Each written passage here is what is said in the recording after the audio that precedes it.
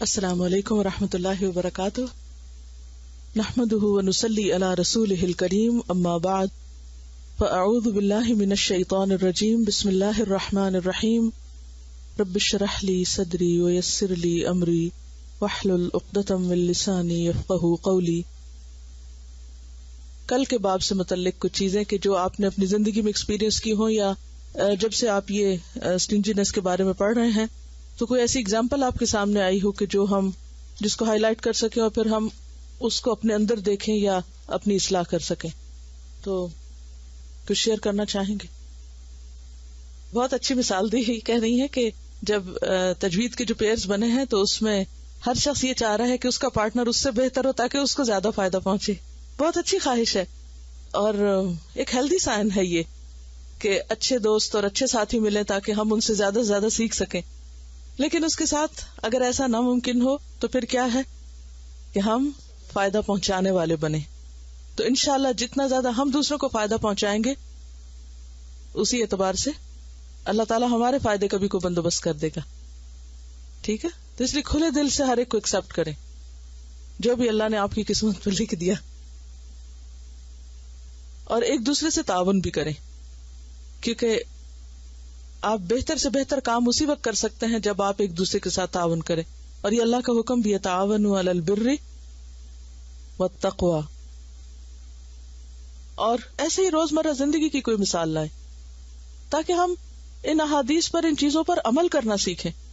ہم بعض اوقات علم پڑھ لیتے ہیں، وہ باتیں ہمیں سب حدیثیں بھی رٹی ہوئی ہیں، باتیں بھی خوب معلوم ہے، لیکن جب عمل کی باری آتی ہے ہم بھول جاتے ہیں، کیونکہ ہمیں ان کو مختلف سچویشنز پر اپلائی نہیں کرنا آتا۔ بعض اوقات ایسا ہوتا ہے کہ جیسے پبلک ٹوائلٹس وغیرہ ہوتے ہیں تو ٹوائلٹ رول وہاں ختم ہو جاتا ہے، اور اب ہم سوچتے کہ ہماری تو ڈیوٹی نہیں ہے، ختم ہو گیا تو کیا ہوا۔ اگر آپ باہر نکلے ہیں اور آپ کو پتا کہ رول رکھے ہوئے ہیں صرف اس لیے کہ وہاں لگانے کے لیے، تو آگے بڑھ کے کوئی نہیں دیکھ رہا، صرف اللہ آپ کو دیکھ رہا ہے، اور نیکی فرشتے آپ کی لکھ لیں گے، کاؤنٹ ہوگی قیامت کے دن وہ بھی۔ کتنی دیر لگے، انسان اپنے آپ دل سے پوچھے کتنے سیکنڈ لگیں گے اس کام میں؟ ہارڈلی 1 منٹ بھی نہیں لگتا رول چینج کرنے میں یا وہاں لگانے میں، یعنی چھوٹے چھوٹے کام جو ہم دوسروں کے لیے فیسیلیٹیٹ کر سکتے ہیں۔ مثلاً آپ کو معلوم ہے کہ کہیں کوئی اچھا لیکچر ہو رہا ہے یا کوئی اچھی کتاب مل رہی ہے یا کوئی اچھی چیز آپ کے علم میں آتی ہے، تو اگر آپ خود نہیں بھی استعمال کر سکتے تو آپ دوسرے کو اطلاع کر دیں، ہو سکتا ہے وہ اس سے فائدہ اٹھا لے۔ مثلاً بعض اوقات گروپ ٹائم میں ہم اپنے کوئی ذاتی مسائل یا کوئی ایک چیز ہمیں نہیں آتی اور باقی کو آتی ہے، اور ہم اس کو لے کے اتنا ڈسکشن شروع کر دیتے ہیں کہ سب کا وقت لے لیتے ہیں، تو اس وقت اگر ہمیں ایسا کوئی مسئلہ درپیش بھی ہے تو یہ سوچ کر صبر کر لیں کہ اچھا اس کے بعد الگ وقت لے لیں گے تاکہ سب کا وقت حرج نہ ہو، تو یہ بھی یؤثرون علی انفسہم ہو جائے گا، یعنی اپنی ذات پر دوسروں کو ترجیح دینا۔ رائٹ کے معاملے میں بخل نہیں ہونا چاہیے۔ کسی نے لکھا ہے کہ کن معاملوں میں ہم عام طور پر دل تنگ کر جاتے۔ السلام علیکم ورحمۃ اللہ۔ جزاک اللہ خیرن for explaining الشح, covetousness so well in our Husn Akhlaq class. I have been reflecting on it for the last 2 days whenever I had time, so that I can correct myself. Whenever we hear the word bukhl, the first thing that comes to our mind is a person who is a miser and does not like spending money, or is greedy and likes to have everything for himself. But the stinginess of the heart is something that we ignore. I thought of some of the things that apply to us as students, and we can improve inshallah. When someone asks for help in their schoolwork, or we know they need any kind of help, but feel that we are too busy ourselves and do not have time. When someone needs a ride and we find it a burden. Inshallah, today we will be starting our hifz review. Some of us might be better than our partners, but if we have a big heart and are not stingy, then inshallah we can help and encourage our partners. We should remember that no one is perfect, and the ones who are better will also benefit ajr from Allah subhanahu wa ta'ala, as well as training of our patience. We should also keep in mind that it is the words of Allah that we are memorizing. Those who open their hearts for others, Allah subhanahu wa ta'ala expands their hearts even more, inshallah. یہ ساری چیزیں عبادت میں include ہوتی ہیں، حالانکہ personal traits ہیں لیکن عبادت میں انکلوڈ ہوتے ہیں۔ کیوں؟ کیونکہ یہ پرتو جب کھلتے ہیں اور دل کے گوشے صاف ہوتے ہیں تو ہی وہ ایمان کا نور اندر آتا ہے، تبھی عبادت میں بھی لذت آتی ہے اور صحیح معنوں میں جھکنے کا اللہ کے آگے حق ادا ہوتا ہے. ورنہ تو یہ چھوٹی چھوٹی باتیں ہمیں اس کو در ڈسٹرب رکھتی ہیں، پریشان رکھتی ہیں. کبھی ہم ایک ایشو پہ سوچنے بیٹھ جاتے، کبھی دوسرے پہ، کبھی تیسرے پہ.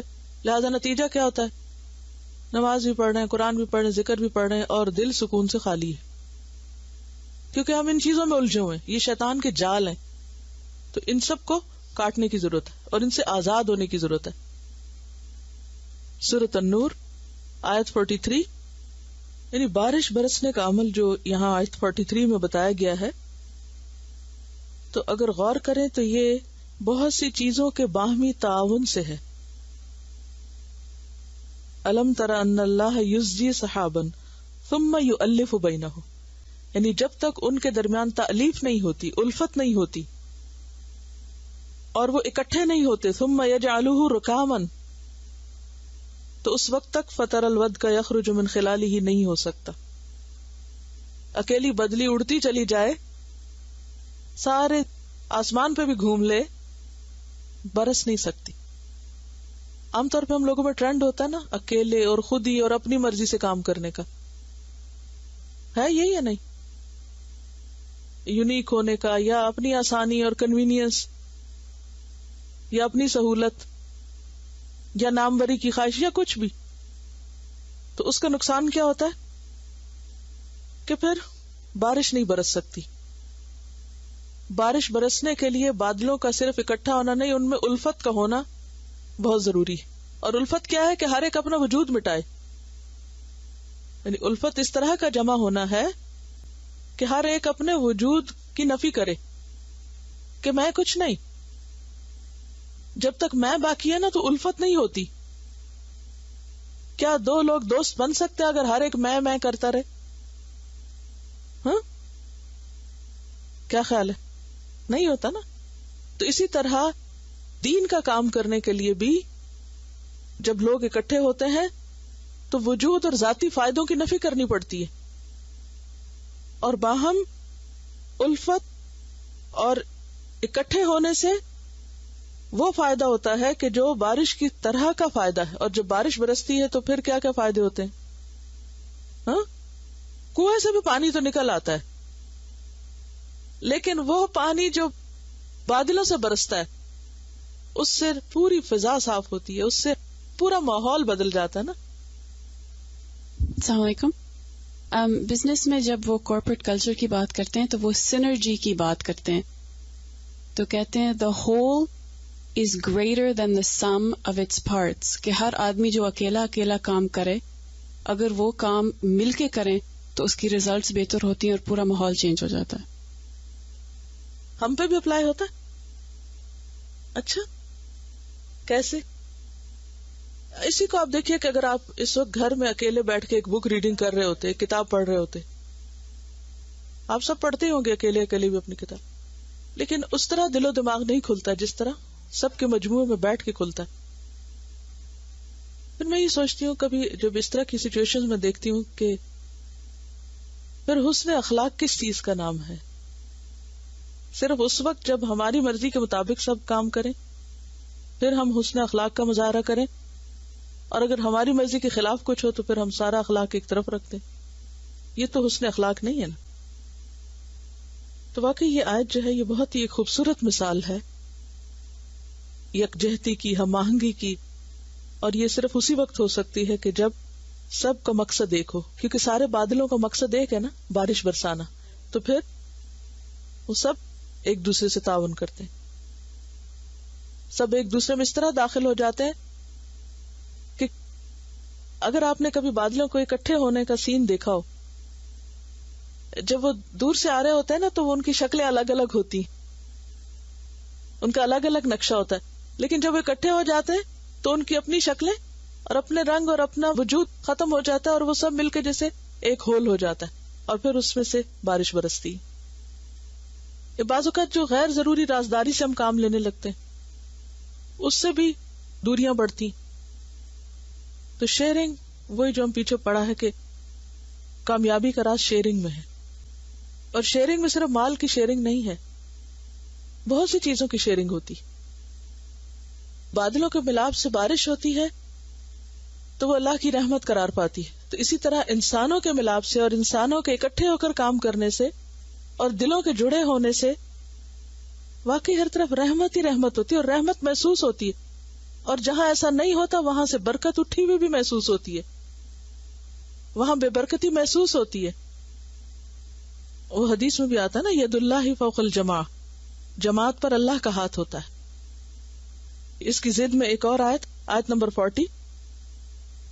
دیکھیے اصل اندھیرے وہ اندھیرے ہیں جس میں انسان خود کو نہیں پہچانتا، کیونکہ یہاں بات ہو رہی ہے نا اذا اخرج یدہ لم یکد یراہا. انسان ایسے اندھیروں میں ہو، اپنے آپ سے بے خبر ہو، اپنے آپ سے غافل ہو، اپنی غلطیوں کو نہ پہچانتا ہو. یہ کس قدر شدید اندھیرا ہے. یہ کیسی بدترین کیفیت ہو سکتی ہے نا کہ انسان باقی سب چیزیں تو دیکھ رہا ہو، دنیا بھر کی غلطیاں اس کو نظر آ رہی ہوں، پورے جہان پر تبصرہ کرنا جانتا ہو، لیکن اپنی غلطی نہ پتا ہو. اور پھر اس میں آپ دیکھیے کہ ایک اور اس میں ٹیم ورک سے متعلق آیت 41 میں الم تر ان اللہ یسبح له من فی السماوات والارض والطیر الصافات. پرندے صفیں بنا کر تسبیح کر رہے ہیں ڈسپلن کے ساتھ. کل قد علم صلاتہ و تسبیحہ. ہر سیٹ اور ہر گروپ کو پتا ہے کہ اس کو کیسے اپنی صلات اور کیسے اپنی تسبیح کرنا ہے اپنے رب کی. ہر ایک کو اپنا کام پتا ہے. تو بہترین ٹیم ورک اسی وقت ہو سکتا ہے جب ہر ممبر کو یہ پتا ہو کہ وہ کس مقصد اور کس کام سے اس گروپ میں شامل ہوا. اگر آپ کسی ٹیم میں شامل بھی ہو جائیں، کسی گروپ میں آپ شامل بھی ہو جائیں، کسی گروہ کے ساتھ بھی چل رہے ہو، اور آپ کو یہ نہ پتا ہو آپ یہاں کیوں ہیں اور آپ کا کیا کام اور آپ کی ذمہ داریاں کیا ہیں، تو کیا کریں گے آپ پھر؟ کبھی اس کے کام میں مداخلت کریں گے، کبھی اس میں کریں گے. جیسے آپ نے دیکھا ہوگا نا، بعض اوقات مائیں اکٹھی ہوتی ہیں اور ان کو پتا ہوتا ہے کسی ایک کام ایک کاز کے لیے، ساتھ بچوں کو بھی لے آتی. اچھا اب بچوں کو تو نہیں پتا ہوتا کہ سب کیوں جمع ہے، وہ کیا کرتے ہیں اس وقت؟ کیا کرتے ہیں؟ سب کو ڈسٹرب کرتے ہیں، کام میں یکسوئی نہیں آتی، ڈسٹریکٹ کرتے ہیں، کیونکہ ان کو نہیں پتا ہوتا کہ کیوں اکٹھے ہوئے ہیں. تو اسی طرح اگر کچھ لوگ مل کے کام کر رہے ہیں اور اس میں ایک آدھ ٹیم ممبر ایسے ہیں کہ جن کو پتہ ہی نہیں کہ وہ کس لیے آئے ہیں، تو وہ کیا کریں گے؟ سب کو ڈسٹریکٹ کریں گے، اوروں کو بھی ڈسٹرب کریں گے. تو لازم ہے کہ کل قد علم صلاتہ و تسبیحہ. یہ زندگی کا اصول بنا لے. کسی بھی کام کو کرنے سے پہلے آپ کو پتا ہو کہ میرا دائرہ کار کیا ہے، میری لمٹس کیا ہے، میری حدود کیا ہے، اور مجھے کسی اور کی حد میں داخل نہیں ہونا. اکٹھے ہونے کا مطلب یہ نہیں ہوتا کہ ہم پھر ایسا ایڈوانٹیج لینے لگے دوسروں کی نرمی اور مہربانی سے اللہ کے دین کے نام پر کہ پھر ہم ڈسپلن کو توڑنا شروع کر دیں. میں سوچتی ہوں کہ سورۃ نور پورا ٹیم ورک سکھاتی ہے اجتماعی زندگی کے آداب. ہر ایک کی اپنی ایک پیس ہے، ہر ایک کی اپنی ایک رفتار ہے، اور ہر ایک کی صلاحیتیں مختلف ہیں، اور سب کو مل جل کر کام کرنے میں اس چیز کی رعایت رکھنی چاہیے کہ وہ ہر ایک سے وہی ایکسپیکٹ کریں جس کے وہ قابل ہے، اور اس پر وہی بوجھ لادا جائے جو وہ اٹھا سکتا ہو. جو ہم گھوڑے پہ لا سکتے ہیں وہ اونٹ پہ نہیں، جو اونٹ پہ لا سکتے ہیں وہ گدھے پہ نہیں. ٹیم ورک میں ایک اور مشکل کیا ہوتی ہے کہ بعض اوقات لوگ صرف وہ بات ماننا چاہتے ہیں جو ان کی مرضی اور ان کی پسند کے مطابق ہوتی ہے، اور ان باتوں کو نہیں کرتے جو ان کی مرضی کے خلاف ہوتی، پھر وہ ساتھ نہیں دیتے.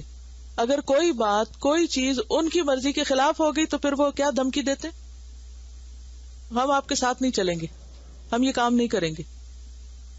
عموماً کیا ہوتا ہے کہ بعض اوقات جیسے ٹیم میں کوئی کام ملتا ہے نا، تو بعض اوقات کوئی شخص کر نہیں پاتا، اب وہ ذمہ داری نہیں قبول کرتا کہ میں نے غلطی کی، وہ کیا کرتا ہے دوسرے کو بلیم کرنا شروع کر دیتا ہے.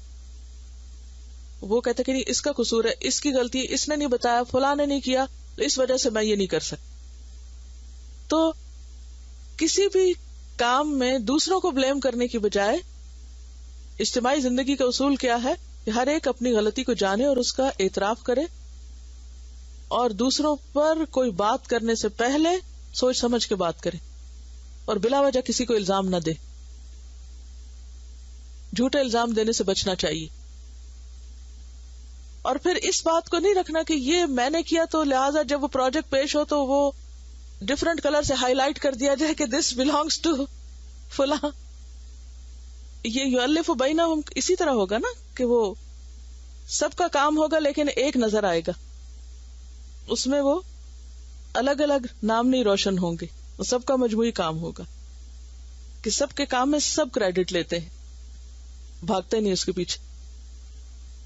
اصل بدلہ اور پورا بدلہ تو قیامت کے دن اللہ دے گا، اور جو بدلہ اس سے ملنے والا ہے وہ تو کوئی چھین سکتا؟ جو جزا اللہ کسی کو دے وہ کوئی لے سکتا آپ سے؟ کوئی شکایت لگا کے اس کو کٹوا سکتا ہے کہ اللہ تعالیٰ آپ کو نہیں پتا یہ اور شخص کیا کیا خرابی کرتا تھا، پلیز آپ اس کو تو اتنے بڑے ریوارڈ اور انعام سے نہیں نوازیں، یا آپ نے اس کو اتنا بڑا تاج پہنا دیا قیامت کے دن، اور یہ تو بہت ہی نکما ہم کو نظر آتا تھا، یہ تو کچھ بھی نہیں کرتا تھا. کیونکہ بعض لوگ چھپ کے کام کرتے ہیں نا، یعنی بہت دکھاوا نہیں کرتے، بہت مینشن بھی نہیں کرتے کہ وہ کیا کیا کرتے ہیں. وہ ٹیم میں کام کریں گے لیکن کبھی اپنے آپ کو نمایاں نہیں کریں گے، اور کوئی نہیں پہچانے گا کہ انہوں نے کتنی بڑی قربانی دی ہے اس کام میں. اور یہ بھی ہوتا ہے بعض اوقات کام اور محنت کسی کی ہوتی ہے اور کریڈٹ کوئی اور لے جاتا ہے، بظاہر دنیا میں وہ کسی اور کی شان بن جاتا ہے، حالانکہ وہ اس کا کچھ بھی نہیں ہوتا. تو ایسے میں پھر کیا ہوتا ہے، انسان ڈس ہارٹ ہوتا ہے نا کہ کام میں نے کیا اور نام اس کا بن رہا ہے. لیکن جس شخص کو یہ یقین ہو کہ اللہ بدلہ دینے والا ہے، تو کیا قیامت کے دن اللہ سے بھول ہوگی کہ محنت کسی کی ہوگی اور کسی اور کو کریڈٹ مل جائے گا؟ ایسا نہیں ہو سکتا. 24 میں بھی یہ مضمون ہے کہ یوم تشہد علیہم السنتہم وایدیہم وارجلہم بما کانوا یعملون. آج اگر ہم کوئی کام نہ کریں اور کریڈٹ لے لیں کہ ہم بھی اس میں شامل ہیں، نمبر بھی مل جائے، کچھ بھی مل جائے، لیکن قیامت کے دن تو سب گواہیاں سامنے آ جائیں گی. یہ بہت اچھی بات ہم نے کی کہ ہر شخص اپنی ذمہ داری کو اپنا کام سمجھ کے کرے، کیونکہ بہت تکلیف دیتی ہے یہ بات. بعض اوقات لوگ انکانشیسلی بولتے ہیں، کوئی کام کر لیتے ہیں یا ویسے ہی کوئی دعا دیتے ہیں تو کہتے ہیں اللہ تعالیٰ آپ کے کام میں برکت ڈالے. میں سوچتی یا اللہ یہ میرا نہیں، آپ سب کا ہے. کیوں کہتے ہیں یہ میرا ہے؟ یہ تو آپ کا بھی ہے. تو جب بھی کبھی آپ مثلاً کسی ٹیم ورک میں یا کوئی کٹھے مل کے کام کیا، کسی ایک نے لیڈ کیا، دوسروں نے مل کے کام کیا، تو سب کو کریڈٹ جاتا ہے جس نے جو بھی اس میں کی. تو اس میں یہ نہیں کہنا چاہیے کہ آپ کا کام ہے، یہ میرا نہیں ہے، یہ کسی کا نہیں ہے، یہ کس کا؟ ہم سب کا کام ہے. تو اللہ ہمارے اس کام میں برکت ڈالے. یہ زیادہ خوبصورت جملہ ہے. مجھے اس سے بہت خوشی ہوتی ہے جب کوئی کہتا ہے اللہ ہمارے کام میں برکت ڈالے. لیکن اس وقت میں پی جاتی ہوں اس تکلیف کو، ظاہر نہیں کرتی، لیکن اگر کوئی مجھے کہتا نا اللہ آپ کو کامیابی دے اور آپ کا یہ کام ٹھیک ہو جائے، تو میں کہتی ہوں یا اللہ ٹھیک ہے، کوئی ذاتی چیز ہوتی ہے وہ تو ایک الگ ہوتی ہے، مگر یہ ہم سب کا ہے. اور ہم اس کو اگر اون نہیں کریں گے نا تو احسان ہوگا نا کسی کا، کسی کے کہنے پہ کر دیا، جب کر لیا تو اس کو بتا دیا، پھر وہ مزہ نہیں رہتا. آئی نو وہ ایک خاص محبت اور خلوص میں کہتے ہیں، I don't doubt their sincerity. اور یہ نہیں کہ ہر وقت ہر کوئی غلطی کر رہا تھا، انکانشیسلی میں خود پتہ نہیں کیا کیا غلطیاں کرتی ہوں، لیکن یہ ہے کہ انسان سیکھتا رہتا، ساری زندگی سیکھتا ہے. آیت نمبر 31 وَتُوبُوا إِلَى اللَّهِ جَمِيعًا أَيُّهَا الْمُؤْمِنُونَ. توبوا إِلَى اللَّهِ جَمِيعًا یعنی مل کے توبہ کرو. تو اگر کام ہم الگ الگ کریں گے تو مل کے کہاں سے توبہ کریں گے؟ ٹھیک ہے. اور یہاں جو خوبصورت مثال ہے مومن کی کہ انڈیویجولی مومن کیسا ہوتا ہے، وہ اپنی ذات میں گم نہیں ہوتا. اس کی ذات کیا ہوتی ہے؟ سراپا نور ہوتی ہے. اس کا سینہ ایسے نور سے بھرا ہوا ہوتا ہے کہ جو جہاں بھی بیٹھتا ہے اس نور کو پھیلاتا رہتا ہے. ابھی میں گھر سے آ رہی تھی تو آخری کراسنگ پہ جب ہم مڑے تو ایک شخص کھڑا تھا اور وہ اس طرح دیکھ رہا تھا، اس کے چہرے پہ اتنی پریشانی تھی اور تنہا کھڑا تھا. پتہ نہیں کیا اس کے دل میں ہوگا، کیا ہوگا، کہ میں اپنے آنسو نہیں کنٹرول کر پائی. میں یہی دعا کری تھی کہ یا اللہ ہمیں توفیق دے کہ ہم یہاں تک پہنچ سکیں. پتہ نہیں اس کے دل میں کیا پریشانی ہے کہ جو اس کی شکل کے اوپر اتنی زیادہ چھائی ہوئی ہے کہ خدا جانے وہ کس مصیبت میں ہے. لیکن ہم کیا کر رہے ہیں؟ کچھ نہیں، صرف دعائی کر کے گزر سکتے ہیں.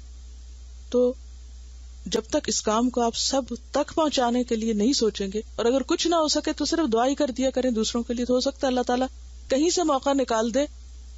اگر آج ہماری زندگی میں نہیں تو ہو سکتا ہے کل اگلی جنریشن، اس سے اگلی جنریشن، معلوم نہیں کون وہاں تک بھی جا پہنچے. مسلمان کیوں نہیں کر پاتے؟ اس لیے کہ کام کرنے والے لوگ اکٹھے ہی نہیں ہوتے. بڑے کام اکیلا کوئی بھی نہیں کر سکتا، ایک آدھ سے نہیں ہوا کرتا. اور ٹیم بنانے سے لوگ کیوں ڈرتے ہیں؟ کوئی جھگڑے فساد ہو جاتے ہیں. نیک مقصد کے لیے اکٹھے ہوتے ہیں اور لڑ جھگڑ کے گھر چلے جاتے ہیں. اور اسی میں ٹیم ورک میں ایک اور اہم نقطہ ہے جو آیت نمبر 62 میں ہے، انما المؤمنون الذین آمنوا باللہ ورسولہ وَإِذَا كَانُوا مَعَهُ عَلَىٰ أَمْرٍ جَامِعٍ لَمْ يَذْهَبُوا حَتَّى يَسْتَأْذِنُوهُ، اجازت کے بغیر چھٹی نہ کرنا. إِنَّ الَّذِينَ يَسْتَأْذِنُونَكَ أُولَٰئِكَ الَّذِينَ يُؤْمِنُونَ بِاللَّهِ وَرَسُولِهِ فَإِذَا اسْتَأْذَنُوكَ لِبَعْضِ شَأْنِهِمْ فَأْذَن لِمَنْ شِئْتَ مِنْهُمْ وَاسْتَغْفِرْ لَهُمُ اللَّهُ إِنَّ اللَّهَ غَفُورٌ رَحِيمٌ. اس صورت کو میں چاہوں گی کہ پھر ٹیم ورک کے حوالے سے دوبارہ غور کر کے، اور اگر کوئی ایسی پریزنٹیشن بنا سکے کتنا اچھا ہوگا کہ ٹیم ورک میں جو بنیادی اصول ہیں ان کو لکھ کے، اور ساتھ پھر آیت اور اس کا ترجمہ، اور اس میں سے جو باتیں سبق نکلتے ہیں. کیونکہ پوری آرگنائزیشن قرآن نے ہمیں سکھا دی ہے، لیکن ہم نے کبھی اس نظر سے چیزوں کو دیکھا ہی نہیں اور اس سے وہ اصول نکالے ہی نہیں. تو اگر اس طرح کی کوئی کوشش کریں تو میرے خیال ہے کہ بہت فائدہ مند ہوگی. Team work in the light of سورۃ النور. نور تبھی پھیلتا ہے جب اجتماعی کام ہوتا ہے. سبحانک اللہم و بحمدک نشہد ان لا الہ الا انت نستغفرک و نتوب الیک. السلام علیکم و رحمۃ اللہ وبرکاتہ.